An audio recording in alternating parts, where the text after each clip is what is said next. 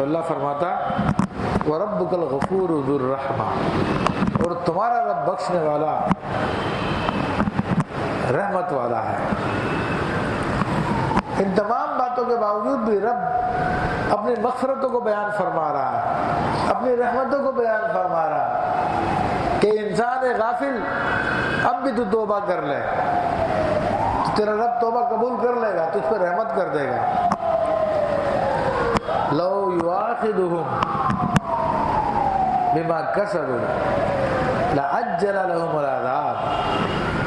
مگر یہ بھی اس کی رحمت ہے کہ اس نے فوری طور پہ پکڑ نہیں فرمائی،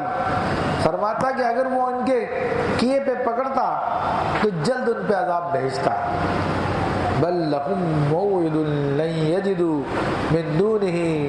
موئلا، بلکہ ان کے لیے ایک وعدے کا وقت ہے جن کے سامنے کوئی پناہ نہ پائیں گے، یعنی اللہ نے ان کا ایک وقت مقرر کر دیا،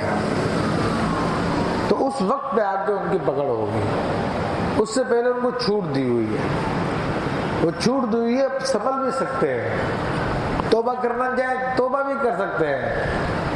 مگر اللہ چاہے تو پکڑ لے، لیکن اس کی رحمت ہے، اپنی رحمت کی وجہ سے چھوڑا ہوا۔ ہاں جب وقت آ جائے گا تو پھر کوئی موقع نہیں ملے گا۔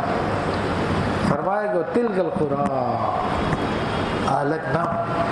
لما ظلموا وجعلنا لمہلکہم موعدا، اور یہ بستیاں ہم نے تباہ کر دی جب انہوں نے ظلم کیا،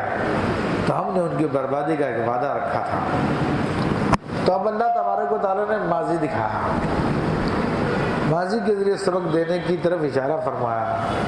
اے لوگو تم اپنے رب کی طرف نہیں آ رہے لوٹ کر، تم کیا سمجھتے تم ایسے ہی چھوڑ دیا جائے گا؟ نہیں، ماضی کو دیکھ لو، ماضی کی طرف نظر کرو، اور خود ہمارے یہاں پر موہنجو دڑو کے آثار مل جاتے ہیں، ہڑپا کے آثار مل جاتے ہیں، بڑی بڑی بستیاں تھیں، بڑے بڑے ماڈرن شہر تھے، اور بھی دنیا میں بہت ساری قدیم تہذیبیں ہیں جن کو کیوں تباہ کر دے گا کوئی پتہ نہیں ہے، کیوں ہلاک کر دیا گیا کوئی پتہ نہیں ہے۔ یا اللہ تعالیٰ نے یہاں پر جن چیزوں کی طرف اشارہ فرمایا تو اس سے مراد قوم عاد، قوم سمود، قوم لوط وغیرہ کی طرف اشارہ فرمایا،